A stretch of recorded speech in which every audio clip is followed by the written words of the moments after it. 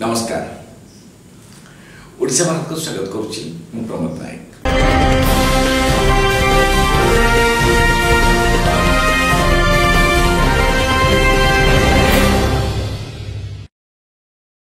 ओडिशा भारत रो उद्देश्य घटना पछरे घटी जाइथिबा समस्त सत्य को आपण निकट में पहुँचाइबा आउ आपणकर दायित्व ओडिशा भारत चैनल को लाइक शेयर आउ सब्सक्राइब करियो। दर्शक बंधु आमे विभिन्न प्रसंग पर सबुदिन चर्चा कर आज गोटे एभली प्रसंग जोटा कि देखो भारतीय जनता पार्टी सरकार वर्ष तार अतिक्रांत कर आज एक वर्ष पर जो 2 वर्ष आरंभ प्रथम दिन किंतु धीरे धीरे गोटे एभली सरकार एभली चर्चा को आसुचंती जहाँकि तो आगामी दिन में ये चर्चाटा जदि बहुत बढ़िबो सरकार साधारण लोक पाखरे हुए तो गोटे समालोचनार शिकार हेबे। मुझे कथा कहीं कह जाऊँगी देखु 12 तारीख दिन शपथ नेले मोहन माझी आउ तांकर जो 15 जन मंत्री हेले लगे मोहन माझी को लगे 16 जन हेले तापरे को मान को दिगला दायित्व दिगला को विभाग दिगला ये आपण जानी किंतु वर्तमान धीरे धीरे चर्चा होची मंत्रिमंडल अदल बदल हम मंत्रिमंडल जदि अदल बदल हुए ताहले मंत्रिमंडल आमर संवैधानिक नियम अनुसार बर्तमान 21टा आम लोकसभा जो बर्तमान क्षेत्र अच्छी सब प्रति लोकसभा क्षेत्र जड़े जड़े मंत्री रे सहित रे मुख्यमंत्री एपरिक 22 जन मंत्री रहा कथा किंतु वर्तमान कहि जो मानक मंत्री पद दि जाइछि से मानकर राजनीति रे को भली भाव में दक्षता रही आउ से माने कहिया गले जने 2 जन को छाड़ी देले कि हमर जे कि कनकवर्धन सिंहदेव आउ हमर बाचस्पति सुरमा पाढ़ी आउ तपरे मुकेश महालिंग और मुख्यमंत्री मोहन माझी एमती केते जन अछंती से माने कि राजनीति से मान किछि हो तो 2-3 थर से माने विधायक भाव जीति आसीचंती किंतु आउ देखो जो उप मुख्यमंत्री हेजिना हमर प्रभाती परिडा मात्र प्रथम थर किछि निर्वाचित हेकि आसीचंती तापरे आउ जे कनकवर्धन सिंह से उप मुख्यमंत्री सी बर्तमान विगत मंत्री थिले तांकर दक्षता बहुत किछि अछि राजनीति रे ताको उप मुख्यमंत्री कराइछि किंतु बर्तमान जो मंत्रिमंडल अदल बदल हम बोल जहाँ शुणा जाउछि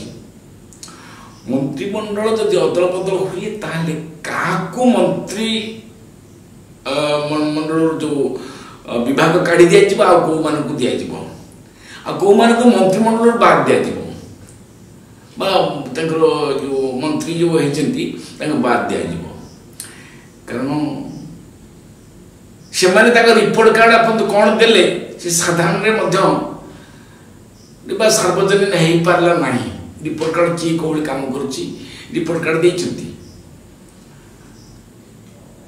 किंतु कौन है सार्वजनिक हो पारला नहीं तेणुक वर्तमान जो शुणा जाउछि जे मंत्रिमंडल अदल बदल हम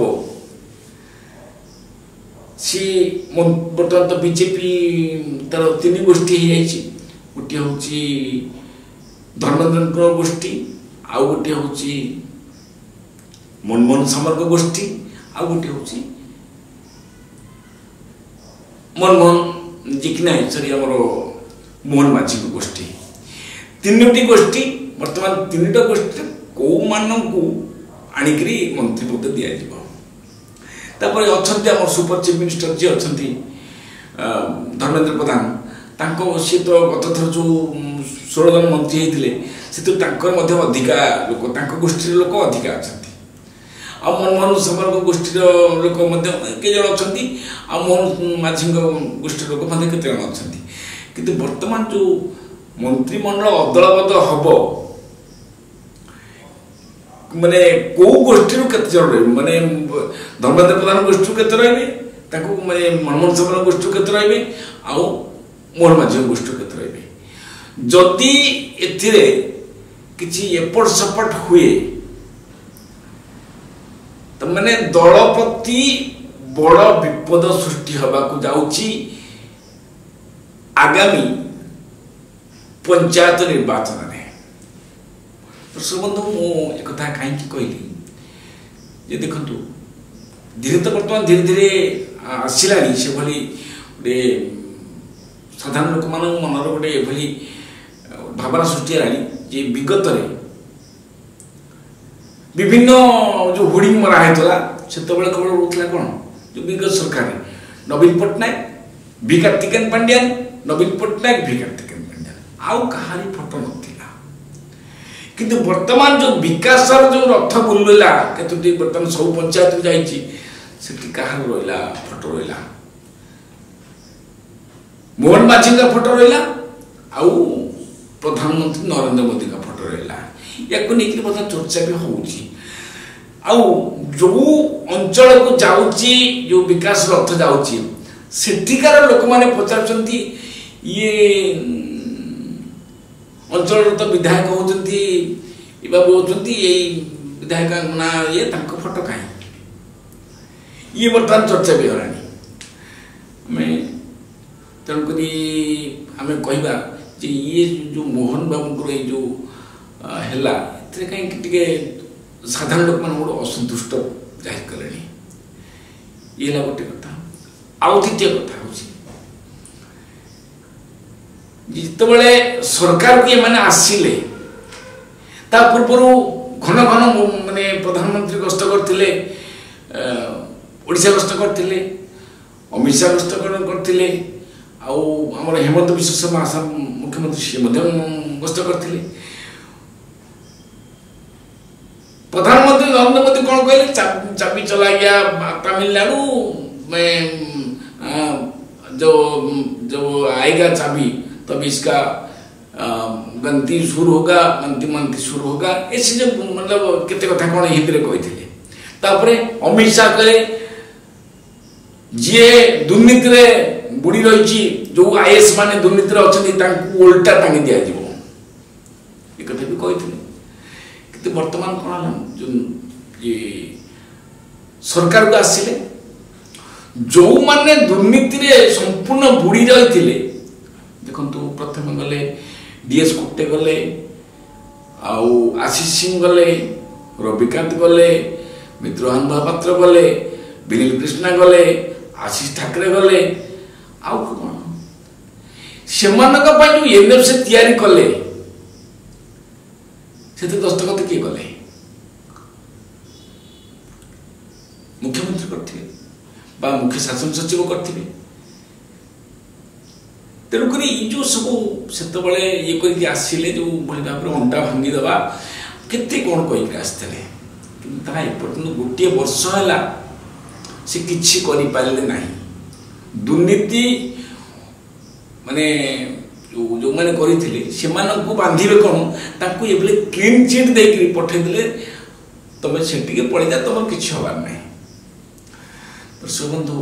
ये जो बर्तमान जो घटीगला गोटे वर्ष सरकार बर्तमान केते समालोचित होती सरकार ये बाबद साधारण लोक मान पचारतु जे आमे जो सब प्रतिश्रुति देइथिलु से प्रतिश्रुति आमे पालन करिजु कि नहीं से माने कोन उत्तर देबे ये ला गोटे कथा आ गोटे कथा बर्तमान सामने को आसुची जे जो मंत्रिमंडल अदल बदल हम इतने माने अपराजिता षडंग गोष्ठी आ प्रदीप पाणिग्राही गोष्ठी ये गोटे वर्तमान से जहाँ जना पड़ी जो गोष्ठी जो जन अच्छा जदि से 10-15 जन खड़े माने दल ହୁଏ ତ ସାଇଟ୍ ହେଇଯାଆନ୍ତି ତାର ଦଳ ହିଁ ଭାଙ୍ଗିଯିବ। ତେଣୁକରି ବର୍ତ୍ତମାନ ସେ କାହାକୁ ଖୁସି କରିବେ ଆଉ ନୂଆ ଦଳ ପାଇଁ ତ ଅଲରେଡ଼ି ତାର ପ୍ରକ୍ରିୟା ଆରମ୍ଭ ହେଇସାରିଲାଣି। କାରଣ ବିଜେଡ଼ିରୁ ଯେଉଁମାନେ ଆସିଥିଲେ ସେମାନେ ବି ଲାଇନ୍ରେ ଅଛନ୍ତି ଆଉ ବିଜେପିର ଯେଉଁ ଆମର ଅପରାଜିତ ଷଡ଼ଙ୍ଗୀ ଗୋଷ୍ଠୀର ଲୋକ ଆଉ ଗୋଷ୍ଠୀର ଲୋକ କ'ଣ ଅପରାଜିତ ଷଡ଼ଙ୍ଗୀ ଆଉ ଆମର ପ୍ରଦୀପ ପାଣିଗ୍ରାହୀଙ୍କ ତାଙ୍କର ଯେଉଁ ଗୋଟିଏ ଗୋଷ୍ଠୀ ଅଛି ତାଙ୍କ ଲୋକମାନେ ସେମାନେ ବର୍ତ୍ତମାନ ସମ୍ପୂର୍ଣ୍ଣ ଭାବେ ନୀରବ ଅଛନ୍ତି। କେତେବେଳେ କୋଉଭଳି ମୋଡ଼ ବଦଳିବ ତା କହିହେବ ନା। କିନ୍ତୁ ମୋହନ ମାଝୀ ବର୍ତ୍ତମାନ ଯେଉଁଭଳି ଭାବରେ ସରକାରକୁ ବର୍ତ୍ତମାନ ପ୍ରଶାସନକୁ ବର୍ତ୍ତମାନ ଚଳାଉଛନ୍ତି ତାମାନେ ବର୍ତ୍ତମାନ ପ୍ରଶାସନର ସମସ୍ତ ଇଙ୍ଗିତରେ ମୋହନ ବାବୁ ପରିଚାଳିତ ଆଉ ତାଙ୍କ ଯେଉଁ ମାନେ ଅଭିଜ୍ଞତା ନଥିବା ଯେଉଁ ମନ୍ତ୍ରୀମାନେ ଅଛନ୍ତି ସେମାନେ ମଧ୍ୟ ବି ମୋହନ ମାଝୀଙ୍କୁ ସେଭଳି ଗୁରୁତ୍ୱ ଦେଉନାହାନ୍ତି। ତେଣୁ ମୋହନ ମାଝୀ ଯେଉଁ ମାନେ ବର୍ତ୍ତମାନ ବି ଲୋକ ପଚାରିଲେଣି ରାଜ୍ୟରେ ମୁଖ୍ୟମନ୍ତ୍ରୀ କିଏ? ପ୍ରଭାତୀ ବେଳା ଉପମୁଖ୍ୟମନ୍ତ୍ରୀ, ଗଣବର୍ଦ୍ଧନ ସିଂହ ଉପମୁଖ୍ୟମନ୍ତ୍ରୀ ଆଉ ଇଏ ଅଛନ୍ତି ଆମର ମୋହନ ମାଝୀ ସେ ମୁଖ୍ୟମନ୍ତ୍ରୀ। କିନ୍ତୁ ବର୍ତ୍ତମାନ ଆଉ ଗୋଟେ କଥା ହେଉଛି ଯେ ସରକାରୀ କାର୍ଯ୍ୟକ୍ରମରେ ରାଜ୍ୟ ସଭାପତି ମନମୋହନ ସାମଲ ସେ ମଧ୍ୟ ଉପସ୍ଥିତ ରହୁଛନ୍ତି। ଆପଣଙ୍କର ସେଠି କ'ଣ କାମ? ସରକାରୀ କାମରେ ଆପଣ ଦଳର ସଭାପତି କିନ୍ତୁ ସରକାରୀ କାର୍ଯ୍ୟକ୍ରମ ଆପଣ କାହିଁକି ଯାଉଛନ୍ତି? ୟାକୁ ନେଇକି ବର୍ତ୍ତମାନ ବିରୋଧୀ ଦଳ ବି ପ୍ରଶ୍ନ ଉଠାଉଛି ବେଳେବେଳେ। ଆଉ ଏ ବାବଦରେ ଆମର ସାମ୍ବାଦିକମାନେ ତ ଛାଡ଼ନ୍ତୁ, ସାମ୍ବାଦିକମାନେ ସେ କିଛି କଥା ସେ କେବଳ ମାନେ ଯିବେ ଫଟୋଟା ଭିଡ଼ିଓ ନେବେ ତାଙ୍କର ନେଇକି ବଜେଇ ଦେଲେ। ଏ ବାବଦରେ କେହି ପ୍ରଶ୍ନ ବି କହିବେ ନାହିଁ ବା ପ୍ରଶ୍ନ କରନ୍ତି ନାହିଁ। କାରଣ ତାଙ୍କର ମାଲିକ ତାଙ୍କୁ ମନା କରୁଛି ନାଇଁ ବାବୁ ତୁମେ କିଛି କହିବ ନା, ତୁମେ ଯିବ ଫଟୋଟା ଉଠେଇବ ଆସିବ ବା ଭିଡ଼ିଓ କରିବ ଆସିବ, ତୁମେ କୌଣସି ପଚାରିବାର ତୁମର ଇଏ ନାହିଁ। ସେଇଥିପାଇଁ ବର୍ତ୍ତମାନ ଯେଉଁ ରାଜ୍ୟ ସରକାର ବର୍ତ୍ତମାନ ଯାହା ସବୁ ଘଟି ଯାଉଛି ଏ ବାବଦରେ ନିଜେ ଜାଣିପାରୁଛନ୍ତି ବର୍ତ୍ତମାନ ସେ କେତେ ସାଧାରଣ ଲୋକମାନଙ୍କ ଠାରୁ ଦୂରେଇ ଯାଉଛନ୍ତି। ଧୀରେ ଧୀରେ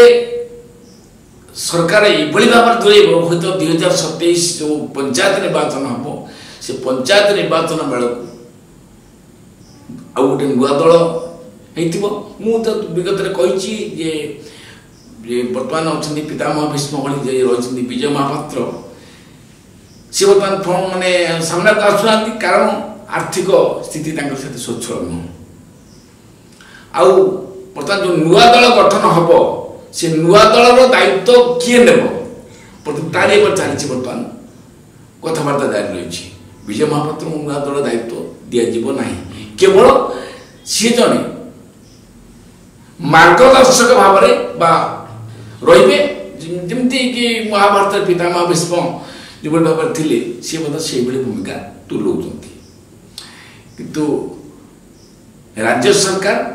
ବିଶେଷ କରି ମୁଖ୍ୟମନ୍ତ୍ରୀ ମୋହନ ମାଝୀ ଯେଉଁ ମନ୍ତ୍ରିମଣ୍ଡଳ ଯେଉଁ ସମ୍ପ୍ରସାରଣ ବୋଲି ଯେଉଁ କଥାଟା ବର୍ତ୍ତମାନ ବାହାରକୁ ମାନେ ଦେଇଛନ୍ତି ବା ଗଣମାଧ୍ୟମରେ ଏ ବାବଦ କହିନାହାନ୍ତି, ଜଣେ ଗଣମାଧ୍ୟମ ପ୍ରତିନିଧି ବା ଗଣମାଧ୍ୟମ ଯେଉଁ ସମ୍ପାଦକ ଏ ବାବଦ ତାଙ୍କୁ ପ୍ରଶ୍ନ କରିଥିଲେ ଆଉ ସେ ମଧ୍ୟ କହିଥିଲେ ହଁ ଖୁବ୍ ଶୀଘ୍ର ମନ୍ତ୍ରିମଣ୍ଡଳ ସମ୍ପ୍ରସାରଣ ହେଉଛି। ଯଦି ମନ୍ତ୍ରିମଣ୍ଡଳ ସମ୍ପ୍ରସାରଣ ମୋହନ ମାଝୀ କରୁଛନ୍ତି ତାହେଲେ ହବା ତ ନିହାତି ଦରକାର, ସମ୍ପ୍ରସାରଣ ମାନେ ହେଇନି ମାନେ ହବା ନିହାତି ଦରକାର। କିନ୍ତୁ ଯଦି ହେଉଛି ମାନେ କେଉଁ ଗୋଷ୍ଠୀର ଅଧିକା ବିଧାୟକ ମନ୍ତ୍ରିମଣ୍ଡଳରେ ସାମିଲ ହେବେ। ତାପରେ ରହିଲା ନିଗମ କଥା, ରହିଲା ନିଗମରେ ମଧ୍ୟ ମାନେ କାହା ଗୋଷ୍ଠୀର ଯେଉଁ କର୍ମୀ ବା ଯେଉଁ ନେତା ଅଛନ୍ତି ଛୋଟ ଛୋଟ ନେତା ସେମାନେ ସାମିଲ ହେବେ ସିଏ ମଧ୍ୟ ଜଣାପଡ଼ିବ। କିନ୍ତୁ ଯେଉଁ ଅପରାଜିତ ଷଡ଼ଙ୍ଗୀ ଆଉ ପ୍ରଦୀପ ପାଣିଗ୍ରାହୀ ଏମାନଙ୍କର ଅବସ୍ଥା କ'ଣ ହେବ? ଏମାନେ କ'ଣ ସେଇଭଳି ଯଦି ରହିଯିବେ ତାହେଲେ ଦଳ ସମ୍ପୂର୍ଣ୍ଣ ଭାବେ 2029 ବେଳକୁ ଲୀନ ହୋଇଯାଇଥିବ। ଆଉ ବିଜେପି ବୋଲି କିଛି ରହିବ ନାହିଁ, ଏକଥା ବି ମଧ୍ୟ ସାଧାରଣ ଲୋକ ବି କହୁଛନ୍ତି। ତେଣୁକରି ମୋହନ ମାଝୀ आगामी दिन जो मंत्रिमंडल संप्रसारण करने जो बर्तमान हूँ तो इच्छा प्रकट कर हम बोल बर्तमान किसी सूचना दौरान मैंने जन जी मंत्रिमंडल संप्रसारण हेले दलर स्थिति कुआड़ को जीव ना नुआ दल पे गोटे खोराक जगैब आज एडिटोरियल को मेट रखा। नमस्कार।